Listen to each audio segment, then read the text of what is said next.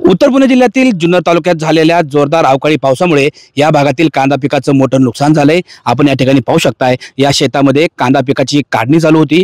काढणी केल्यानंतर हे कांदे बाराकीत वाहून नेऊन टाकण्यासाठी पिशव्यांमध्ये भरण्यात आले होते। मात्र अचानक अवकाळी पावसाला सुरुवात झाली।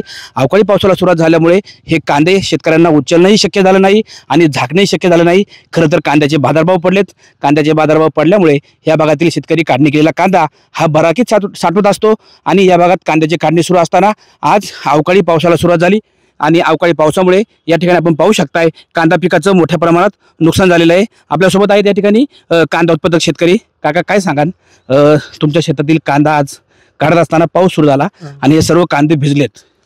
अचानक पाऊस चालू झाल्यामुळे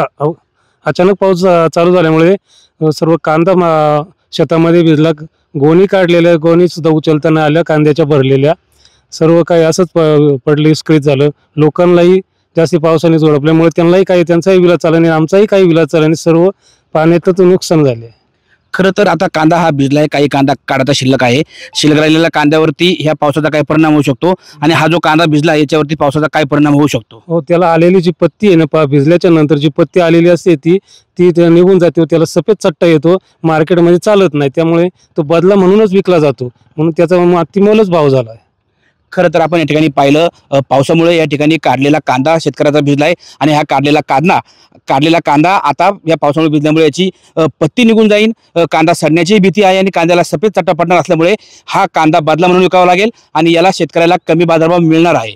सचिन तोडकर, न्यूज 18 लोकमत, जुन्नर, पुणे।